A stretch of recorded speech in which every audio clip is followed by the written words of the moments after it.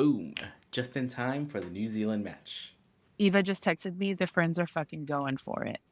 Oh, jeez. All right. All right, bye. Bye.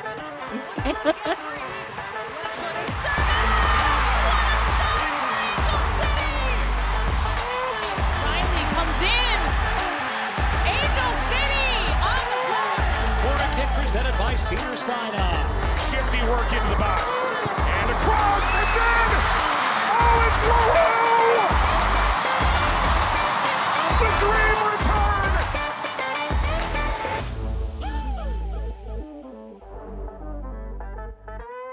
Welcome to Casual FC, an Angel City preview pod.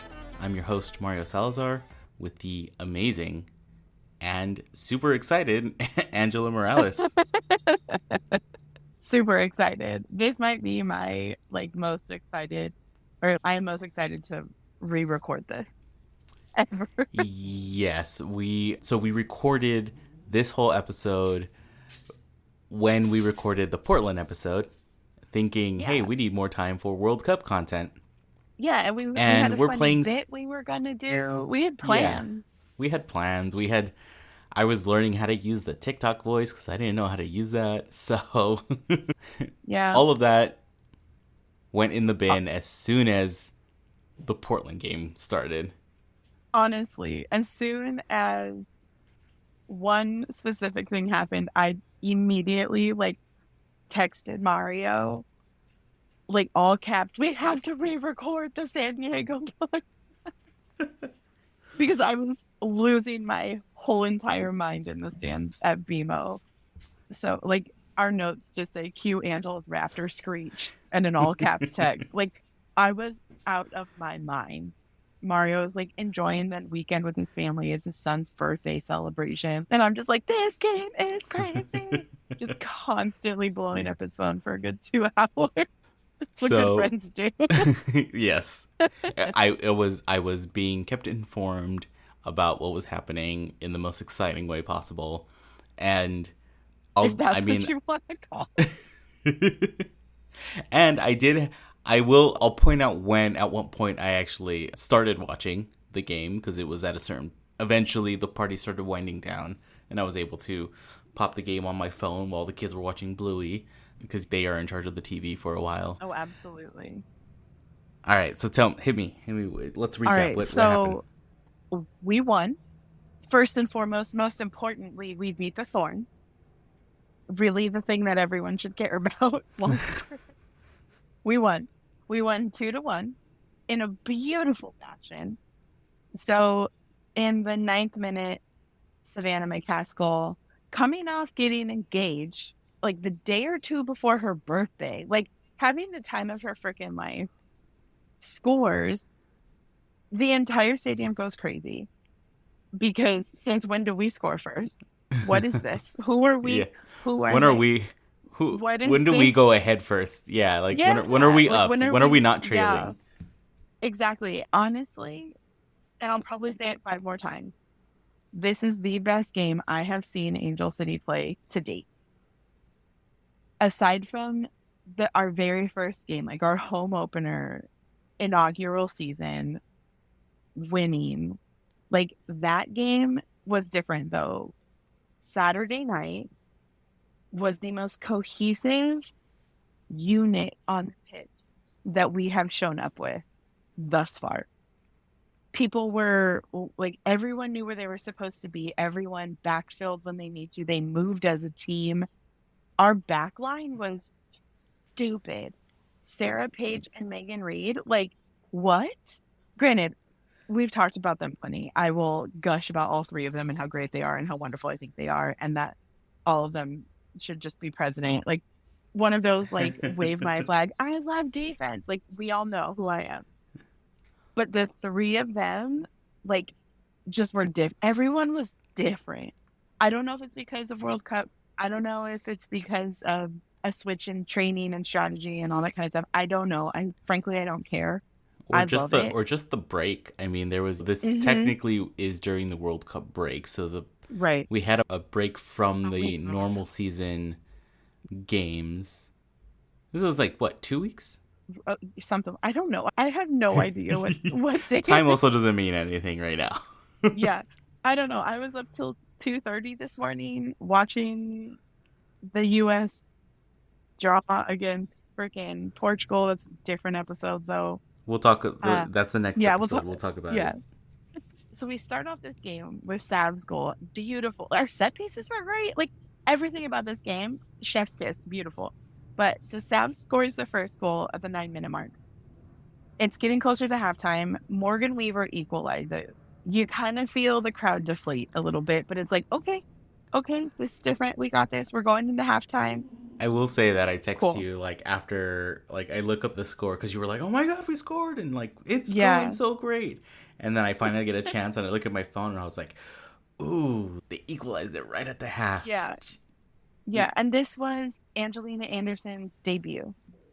So, like, we have a brand new goalie, has not played in a game since she graduated. She'd be considered our third keeper.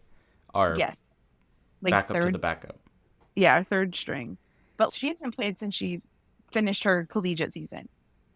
And we drafted her. Like, I was like, you know what? This is the time to do it. Let's get crazy. Let's have fun. I think everyone was just blown away because she gave up that goal. And I don't think she could really see the angle from which the ball was coming from, which that happened. But we go into halftime. Like, it's great. Everybody's like, okay. Like, there's a good amount of people there, given that it was, I don't know, the temperature of the sun and humid. Like, the air was wet. It was awful. It's just muggy. So, like, yeah, if you had air conditioning and you had tickets to the game, honestly, if I had air conditioning, I would have stayed home. Honestly, like, that is where I was at with this heat and the storm that's going through. But we come out of halftime. We earn a free kick. 2 minutes in? Something like that.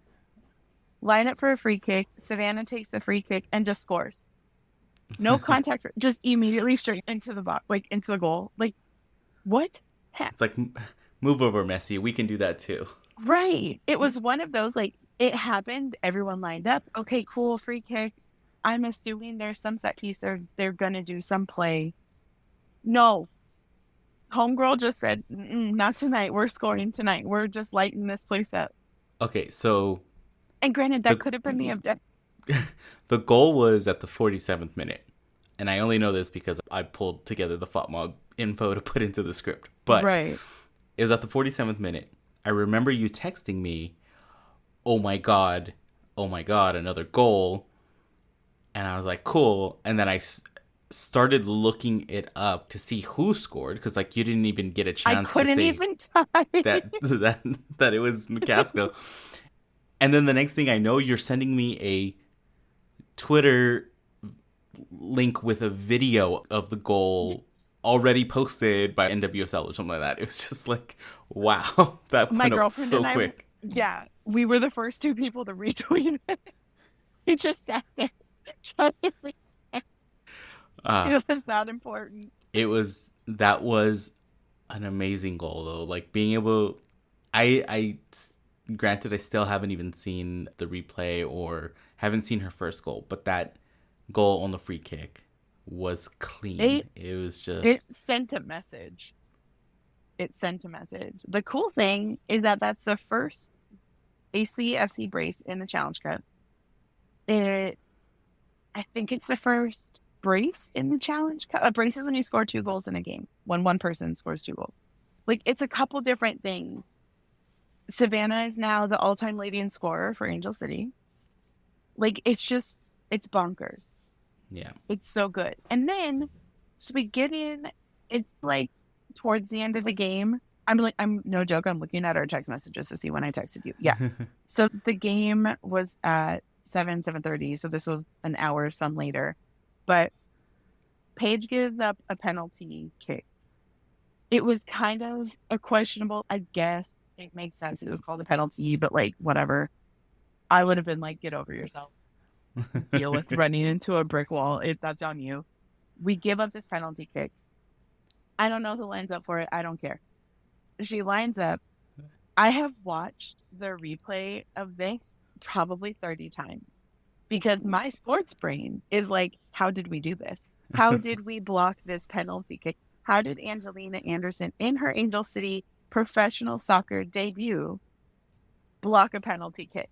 Just And then clocked it. immediately have 3 more saves in the next 2 minutes. Okay, so Like, this she was different.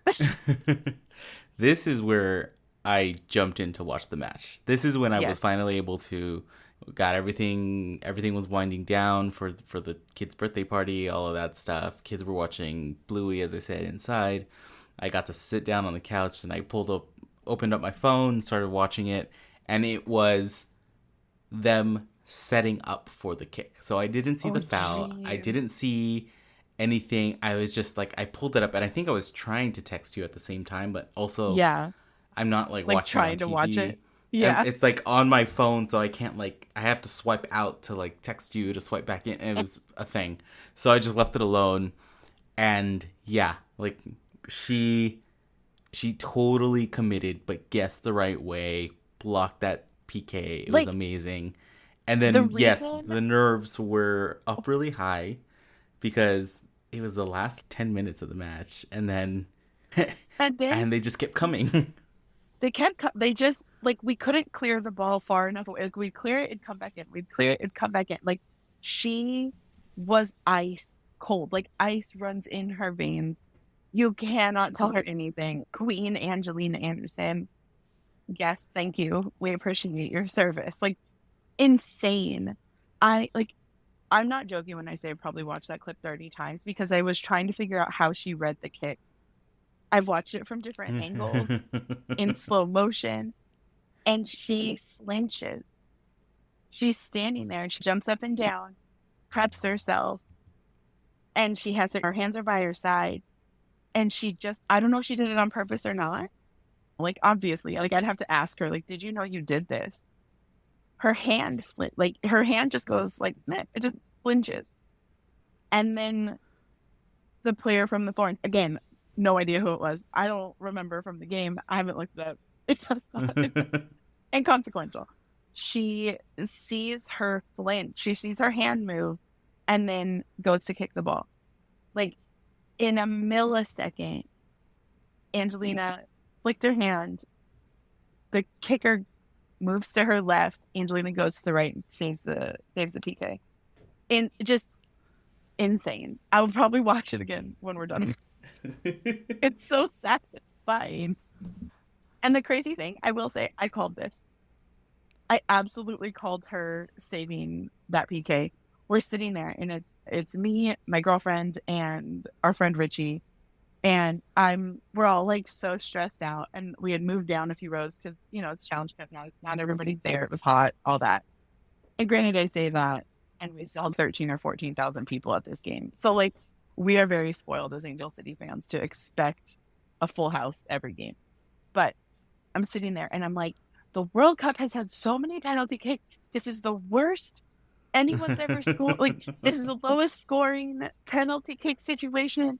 If they can do it, we can do it. No joke. I say, if they can do it, we can do it. And we're all like, yeah. Eva's got her hands over her face. Richie's recording it. I'm like, I can't even fully look at what's happening. I'm so like, oh God, I can't breathe. And then I take a deep breath. I look up. The play begins. And then we save it. And all three of us were just like, full on losing it. This stadium, bonkers. It was electric. It was We're going to need that amazing. recording from Richie there. We probably can't even put it on social media or anything. It's probably us cussing so much, just freaking out. Yeah, it was fantastic. The team held on through 10 minutes of stoppage time. Another family in my group where we were all just, this isn't the World Cup. Why are there so many minutes? Like, Yeah, hold on. The stoppage was crazy, and not having watched the rest of the game, I was like, wow, something went down that there's 10 minutes. There was a lot. There's a lot. But we won, and that's what matters. Yay. Yep. Well, all that leads, again, we were going to do this whole bit of like, Yeah, like TikTok robot voice, voiceover like... robot saying everything really quickly. But now we actually get to dig into the standings. With this win, drum roll, we get 7 points and we're in second place. Now, what does that mean in the Insane. Challenge Cup? Unfortunately, nothing. In the Challenge Cup, as we've said before, the first place team in the Central, West, and East Division move on to the tournament. And then the highest placing second place team out of all three will move on. We're currently sitting in second with 7 points and a -1 goal differential, meaning that we have scored 6 times, but we have been scored on 7 times. Gives us a -1. And tiebreakers, the way they are, you first go by points. If you're tied by points, then you go by goal differential. And then if you are tied on goal differential, usually you end up going with goals scored as like as the next way of breaking a tie. There's almost, that'll be a fun one to cover in our like casual guide to just like soccer basics. Yeah. Goal differential and goals scored and exactly, how points are created.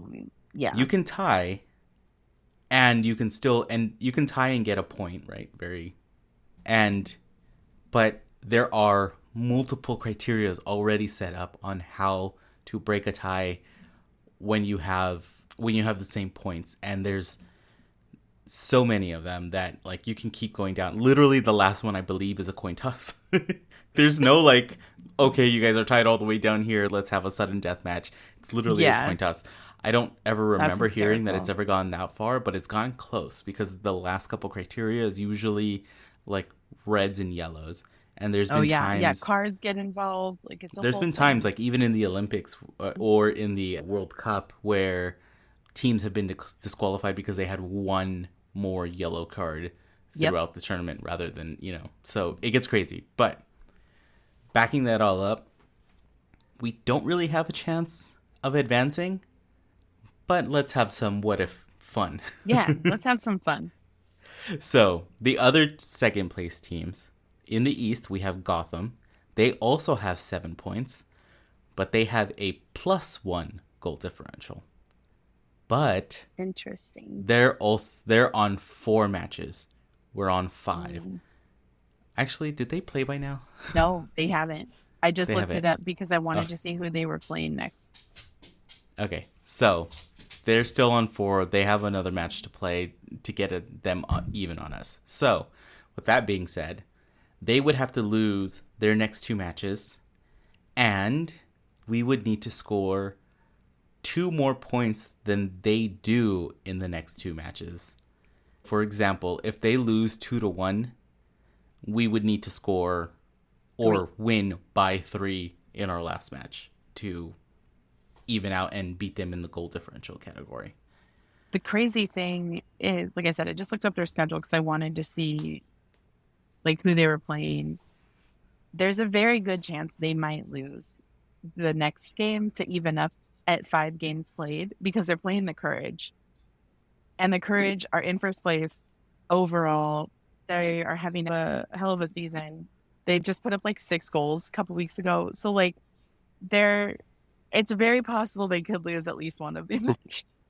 And the way we've been playing and the way everybody's playing right now, because these last 2 matches still take place during the World Cup window, a lot of their World Cup players are not going to be here. And I doubt even if they are coming back, because they didn't move on, they're not going to be match ready. No, you're flying from the other side of the world. Like you need to figure out your jet lag and remember what day it is and what time it is and all that good stuff. We're having a hard enough time figuring out what day the game is on and like, do I stay up tonight or do I stay up tomorrow night? Exactly. Yeah. And okay, so in the Central, we have Kansas City. The current is on 10 points with a +7 goal differential. Sheesh. So here's the bigger what if, right? They would need to lose their last match, and we would need to win our last match by a factor of 10. Not factor, sorry. Win by 10 points. Listen. So, come on, 10-0 blowout versus San Diego down in Snappy. Listen, Let's go. Let's effing go. Why So not? all Let's of this is go. just all of this is to say, Becky, the tremendous Tweed, just keep having fun with these matches. It feels like you Yeah. are having fun with these. It feels like the team is having fun with these. Mhm. They don't look like they're preoccupied with performing in the sense of I need to make a contribution, so I need to try my hardest. They're really gelling in the way of I need to make a contribution, so I am going to work with everyone else, Yes. right? The way I that everybody has talked about, the team just needs time to gel. The team needs time to figure each other out. That's happening right now in real time. That's what we're seeing. That was the difference on Saturday. Honestly, I can't wait for this game. and something that I recently heard being described on, unfortunately, some of the World Cup matches that we've been watching is that when the team doesn't look like they're gelling, Yep. they're calling it this kind of like hero mentality, right? And you see this a Mhm. lot with teams where you have a couple of superstar players and Yep. they feel like they are the ones that need to carry the burden, carry the load with everything, and they are trying extra hard to make that spectacular goal or make that The post World Cup commentators, individual moments of brilliance. exactly. That's the phrase you're looking for. They're looking they're for individual moments of brilliance. they're looking for that at the expense of actually playing Yes. with everybody. And I feel that this team, not that they had that issue before and that's why we lost before, there was other reasons. Yeah. But it feels like right now they're gelling to the point where they trust each other a lot more and they're Mhm. having fun with it. Again, this is a game, right? It's one of those things. Yeah. The old saying of if you love what you do and you're having fun, it's not a job, right? Mhm. Like they feel like they're having fun. So last thing I'm gonna say about all this, Tweed unbeaten in 6, baby. To come in If as an interim if coach she in the doesn't middle get of the this, season and be upset that you're not 6-0, 6 wins. You've got 2 draws under your belt. Like there was one post game. I think this was after the 4th game. They asked her, like, you're unbeaten so far. She's like, yeah, that's great. Would have been nice to win all of them though. Yes. that's the Yes. drive. I love a cutthroat competitor in the sense where they're just like, no, I just came here to win. I came here to win so that everybody else over there. We're just going to do this together. It definitely feels so collaborative in ways that it didn't before, if that makes sense. Yeah. That's So. the tremendous Tweed for you. Woo! And then we'll go on into the preview for the next match. So to preview our next opponent, we've got the San Diego Wave. Again, I know it seems For the bajillionth time this season. the way the Challenge Cup has spread throughout the season has been, one, great because less injuries, but two, just the way we're grouped together, it feels like we're playing everybody all the time. And it just happened to be that with San Diego, we kind of played them back to back to back to back. So Yeah, I feel like we've played San Diego and only San Diego for the last 2 months. I know we've recorded plenty of other episodes, but like my brain is just, no, that's the only other team you've played. exactly. I know We're more playing- about this team than I ever wanted to know. We're playing them down in San Diego at Snapdragon Stadium. So we're going to go through these pretty quickly just because, like we said, we've done a couple of preview episodes with them already. We've talked about a lot of their players. Some of their players might already be at the World Cup that we've talked about before. So we're trying to hit some new people. But here you go. Players to watch. Alrighty. So for Angel City, we've got Savannah McCaskill. We talked about her a lot in the last episode, which led me to realize that I haven't talked about Savannah McCaskill enough this season. She is a midfielder. She's been a stalwart of our offense and defense since kickoff last season. She has really upped her game, I think, since joining ACFC. And it has just been an all-around solid player for the team. And I think she's a great example for a lot of our younger players. As somebody who came into the league, bounced around a little bit, struggled a little bit, but finally has found her footing, I believe, in Angel City and here in LA. She just hit 100 caps in the league, which is super cool. I mean, that's just amazing. Yeah. Given that the season's only 22 matches. Right. And it's 22 matches this season, and this is the longest season thus far. So Yes. to accumulate 100 caps, you're playing a lot. You're doing a lot of things. Sav was the 2022 ACFC Golden Boot winner. So she scored the most goals on our team last season was 7. Like the first goal in she just scored at very important time for Angel City.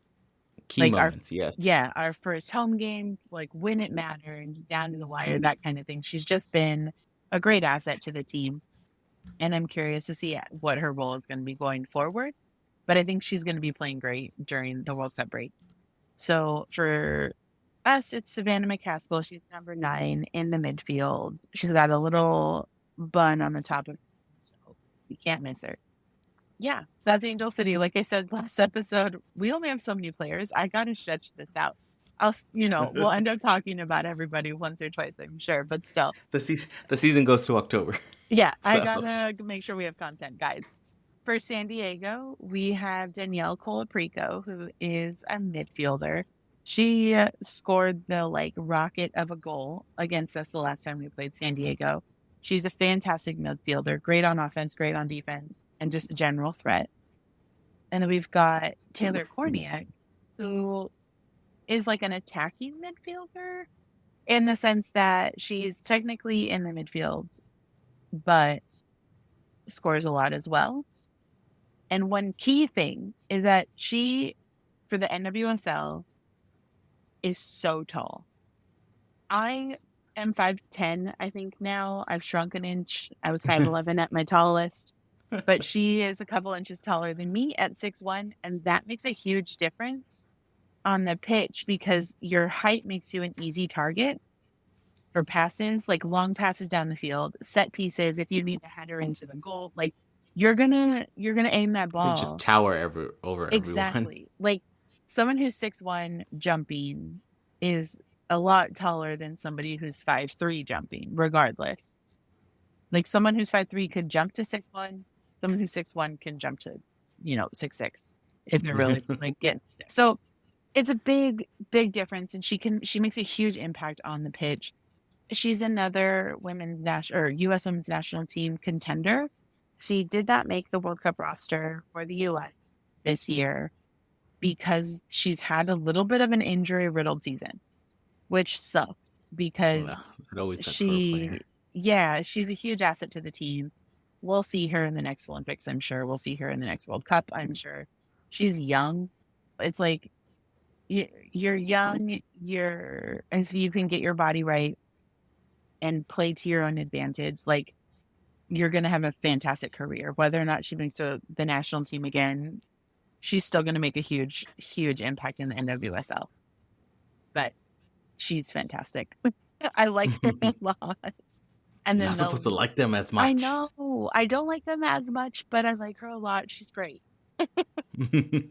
She also, one of the reasons San Diego was so good last season was the amount of players they had who had played together before. And Taylor Korniak and Alex Morgan were playing together at Orlando, which is why they connect so well on the pitch for San Diego. They didn't have a learning curve. They just moved. Basically, it was like copy-paste from Orlando to San Diego. So she's a big scoring threat. She's a big defensive threat. She's everywhere. And then last but not least, Melanie Barcenas, who is a forward. I'm just going to preface this by saying I've never felt so old. She is 15. I could be her mom and not in oh my God, baby's having babies kind of thing. I was a full-fledged adult when she was born, and that is wild. I mean, honestly, same with Alyssa Thompson. But 15. 15. Yeah. I was like getting ready to graduate college when she was brought into this world. And that's stressful. But yeah, she obviously is fantastic to be able to go pro at such a young age. When we played San Diego we effectively shut her down when she came in the second half. Allie Riley was definitely in World Cup form in the way she defended her. People were like, oh, Melanie's going to eat up this team, blah, blah, blah. But yes, this is one of those, like, yes, younger players are faster because they have good knees and they haven't had as much wear and tear on their bodies. But there is something that is an intangible when it comes to a veteran. It's the experience. It's being able to see into the future of where somebody's going to go, left, right, that kind of thing. And Cap held her own against this child. She's so small. She's also like very petite. So it just throws me off that I'm like, you're too small to be on the pitch. She's making it a name for herself. She's playing really well. And she's obviously a threat for San Diego when it comes to scoring. Alrighty. So numbers wise, because I almost forgot. We've got Taylor Korniak, who's a midfielder, number 23. Danielle Colaprico, who's also a midfielder, at number 24. Melanie Barcenas, who's a forward, at number 25. So kind of easy to remember. Tallest one is 23. The other two and then it goes down from there. Very small. Yes, they're both very, very small women. And just in case we didn't do it, Savannah McCaskill, number 9, playing in the midfield. Top bun. Can't miss her. So, yeah, let's again, we've recorded a bunch of these, but history between the two teams.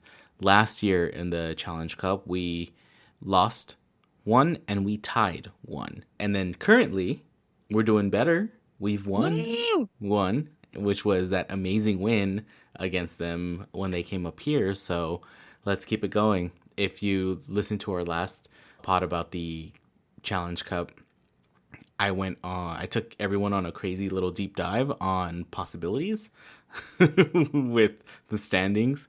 So looking forward to hopefully getting a win here. We don't know. We don't We know. are coming to you from the future, or from the past, but also the future. Like, I don't know.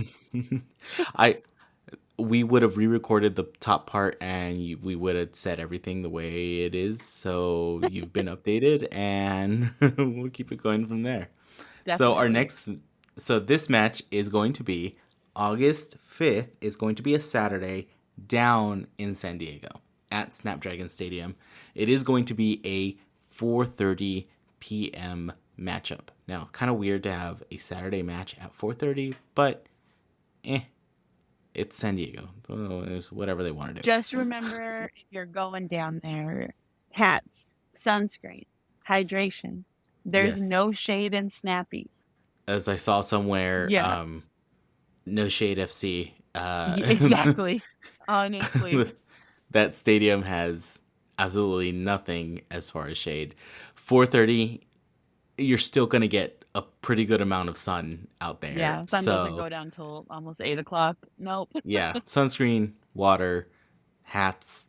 Buy yourself one of those like little umbrella hats too. Maybe find a black and pink one and make yourself stand out. Broadcast schedule, it's going to be on Paramount Plus, just like most of our matches. If for the US, internationally, you can watch it on nwslsoccer.com, or you can also listen on the iHeartRadio app for English language radio. And when it comes to listening to the podcast, you can find us on all podcast platforms: Apple Podcasts, Google Pod, Spotify, Overcast, a whole bunch of other ones I don't remember because there's a lot.